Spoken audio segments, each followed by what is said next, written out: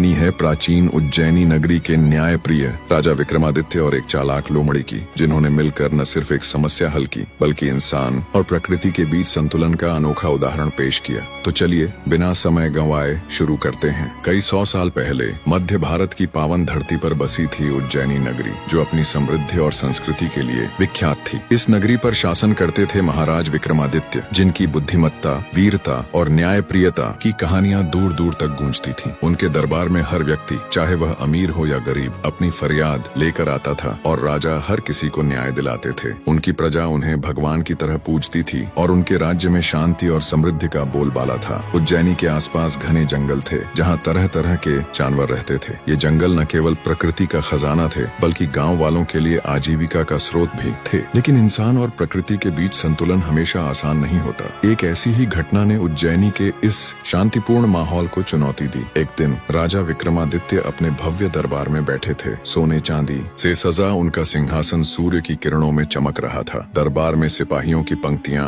विद्वानों की सभा और प्रजा की भीड़ थी। तभी एक बुजुर्ग किसान, जिसके चेहरे पर मेहनत की लकीरें और चिंता की सिलवटें साफ दिख रही थीं, हाथ जोड़कर राजा के सामने आया। उसने कांपती आवाज में कहा, महाराज, मेरी खेत की फसल को एक चालाक लोमड़ी हर रात बर्बाद कर देती है। मैंने उसे पकड़ने की हर कोशिश की, पर वह इतनी तेज और चतुर है कि मेरे हाथ नहीं आती। मेरे परिवार का गुजारा उसी फसल पर है। कृपया मेरी मदद करें। राजा ने किसान की बात गंभीरता से सुनी। उनकी भूरी आंखों में करुणा और दृढ़ता का मिश्रण था। उन्होंने कहा, किसान, तुम्हारी पीड़ा हमारी पीड़ा है। यह राजा का कर्तव्य है कि वह अपनी प्रजा की हर समस्या का समाधान करे। मैं स्वयं इस लोमड़ी की चालाकी को परखूंगा। दरबार में उपस्थित सभी लोग राजा के इस फैसले पर आश्चर्यचकित थे, क्योंकि इतनी छोटी सी समस्या के लिए स्वयं राजा का जाना असामान्य था। लेकिन यही तो विक्रमादित्य की खासियत थी। वे हर छोटे बड़े मामले को गंभीरता से लेते थे। अगले दिन राजा विक्रमादित्य अपने कुछ विश्वास पात्र सिपाहियों के साथ जंगल की ओर निकले। उनकी शाही पोशाक और चमकती तलवार जंगल के हरे भरे परिदृश्य में एक अलग ही आभा बिखेर रही थी। जंगल घना और रहस्यमयी था, जहाँ सूरज की किरणें पेड़ों की घनी छांव को मुश्किल से भेद पाती थीं। राजा ने किसान के खेत के पास पहुंचकर देखा कि फसल आधी खाई हुई थी और जमीन पर छोटे छोटे पंजों के निशान बिखरे थे। रात होने पर राजा और उनके सिपाही खेत के पास छिप गए। कुछ देर बाद एक चमकदार लाल भूरी लोमड़ी चुपके से खेत में दाखिल हुई। उसकी आंखें रात में चमक रही थीं और उसकी चाल इतनी हल्की थी कि पत्तों की खड़खड़ाहट भी नहीं हुई। लोमड़ी ने फसल खानी शुरू की, लेकिन राजा ने गौर किया कि वह सारा अनाज नहीं खा रही थी। वह कुछ अनाज को